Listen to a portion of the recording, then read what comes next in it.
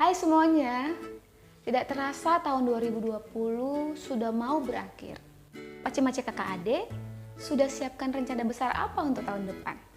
Semoga berinvestasi tetap dalam list resolusi kalian ya. Eits, sepertinya ada yang sedang bahagia. Wah, pasti THR cair. Kalau kalian dapat THR, duitnya diapain aja sih? Cerita di kolom komentar ya. Kalau saya, uang THR yang saya terima saya alokasikan ke yang pertama perpuluhan 10%. Itu sudah pasti sebagai bentuk rasa syukur karena sudah diberi rezeki oleh Tuhan. Yang kedua, kirim ke ortu sebesar 25%. Terus 5%-nya untuk beramal.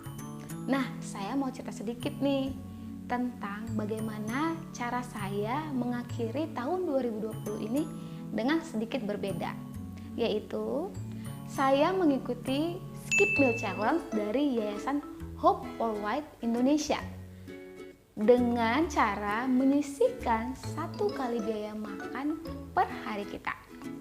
Misalnya nih, sehari 3 kali makan, pagi, siang, malam. Nah, 1 kali biaya makan kita sebesar 15.000. Ya sudah, 15.000 itu disumbangkan. Nah, ini sudah berlangsung sejak tanggal 1 Desember sampai 31 Desember nanti. Dan bisa juga sekaligus kita berikan di akhir Desember. Jadi tidak perlu transfer tiap hari. Ini bukan pesan sponsor atau endorsement atau apalah itu. Ini murni untuk beramal. But anyway, kita balik lagi ke alokasi THR. Nah, tadi sudah perpuluhan 10%, kirim ke ortu 25%, 5%-nya untuk beramal, dan yang sisanya 60% saya alokasikan untuk berinvestasi di saham, untuk investasi jangka panjang. Wah, kenapa tak?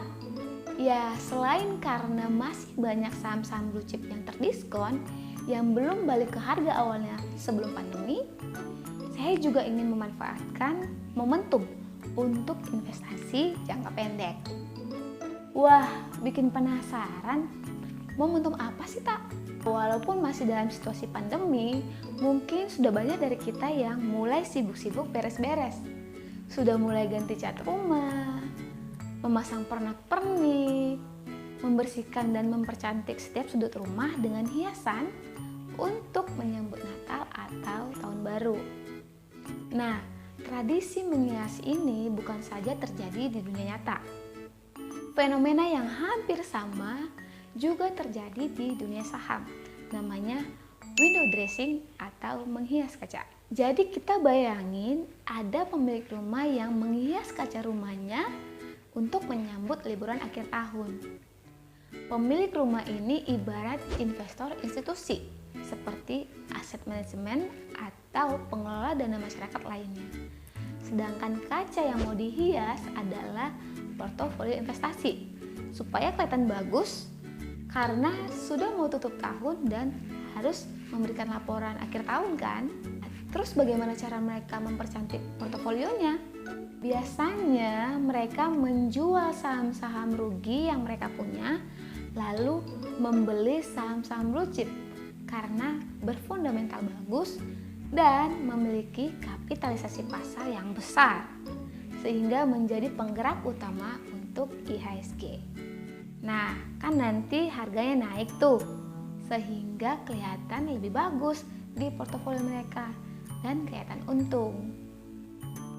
Fenomena window dressing ini sudah jadi mitos dari puluhan tahun, tapi data juga membuktikan kalau selama 20 tahun terakhir, IHSG selalu hijau di bulan Desember. Desember sekarang ini pun, IHSG menunjukkan tren bullish dan sudah balik ke angka 6 ribuan. Dan kalau kita perhatikan di up probability-nya, di bulan Desember mencapai 100%, yang artinya IHSG selalu naik dibanding bulan-bulan lainnya. Selain window dressing, ada juga yang namanya Santa Claus Rally, yang menurut Investopedia adalah kenaikan harga saham di akhir bulan Desember sampai dengan 2 hari pertama di Januari. Faktor pemicunya sih katanya karena uang bonus akhir tahun. Dan moodnya itu lagi senang aja karena sudah mau liburan dan tahun baru. Desember berlalu, muncullah January Effect, di mana pas awal tahun harga saham juga pada naik. Katanya sih masih karena uang bonus akhir tahun. Dan biasanya orang-orang optimis akan ekonomi di tahun yang baru, sehingga membuat orang bersemangat untuk berinvestasi. Nah, itu tadi beberapa fenomena yang mungkin saja bisa terjadi dalam waktu dekat ini. Kita bisa menggunakan uang THR kita untuk memanfaatkan momentum tadi agar mendapatkan capital gain dari saham. Ini bukan suatu kepastian, tapi kita bisa belajar dari histori yang lalu-lalu. Kalaupun fenomena ini tidak terjadi di Desember ini dan Januari nanti, at least kita sudah punya saham blue chip berfundamental bagus untuk investasi jangka panjang kita. Sekian dulu gibahin sahamnya.